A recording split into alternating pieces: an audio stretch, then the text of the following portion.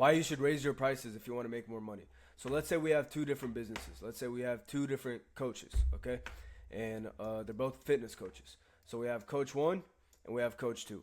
They're selling the same thing. They're just selling fitness packages, how to lose weight, whatever. And Coach 1 is charging a whopping $300 per package, right? So $300 is going to get you 3 months of online coaching with him. He's going to help you lose weight.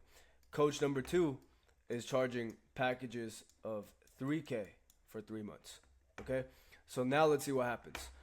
Let's say both of these coaches want to achieve a goal of, let's just say, what's a reasonable number for an online fitness coach? Let's say $15K a month, okay?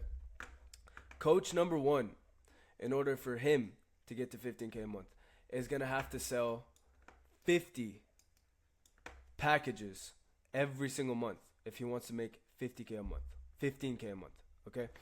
But on the other hand, coach number 2 is only going to have to sell 5 packages to get to 15K a month, okay? Now you might say, well, it's harder to sell $3,000 packages than $300 packages. That's not fucking true. Get that limiting belief out of your head. It's fake, it's false, it's not true.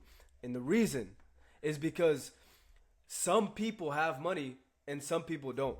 So sales is sales. You're going to have to learn to sell regardless, okay? If you want to sell a $300 package to somebody, you have to know sales. If you want to sell a $3,000 package to somebody, you have to know sales. It's just the person that you're selling to is going to be different. One of them's got money, one of them doesn't, okay? Let's say coach number 1, he's selling this to 9-to-5 workers. He's selling this to people who don't have a lot of money, people who are struggling, people who quite honestly can't afford to pay his price. Okay, it makes sense why he's having a hard time trying to get them to close. It's reasonable. On the other hand, coach number 2 is smart and he sells weight loss to business owners. Okay, so he targets business owners that are doing revenue already. They're making some money and he's charging them $3K because he knows that they have the money and it's less of a hassle for them. Not a hassle. It's less money out of their account. It's a less percentage of money out of their account to pay him $3K than it is for somebody who's struggling to pay him $300. Okay? So that's why it's always better to sell high ticket, to sell to the rich because they pay more, and going into my next point, because they have less of a headache. All right? The rich are going to give you much, much less of a headache. Okay? Whenever you raise your prices and sell to rich people, you don't have to deal with all the bullshit that poor people give you.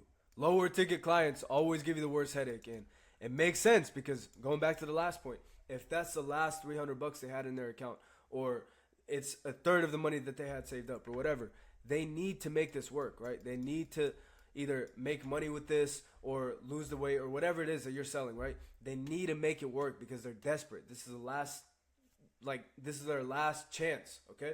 Versus if you're selling a 3K package to a rich guy or some business owner or some old geezer, this guy is probably spending upwards of 50 to 100 grand a month on his business anyway, okay?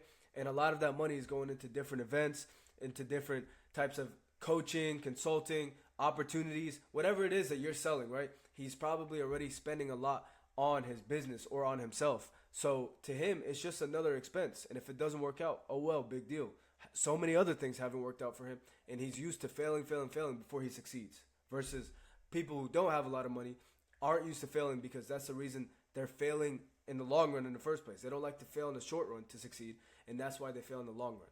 Okay? So the third point and the last point is going to be premium pricing allows you to reinvest. So your product is going to be so much better. When I say product, I mean whatever you're selling. So if you have an actual physical product, if you have a coaching business, if you have a service, if you're doing roofing, whatever it is, thing that you're selling. Okay, when you're charging more, you have a bigger margin.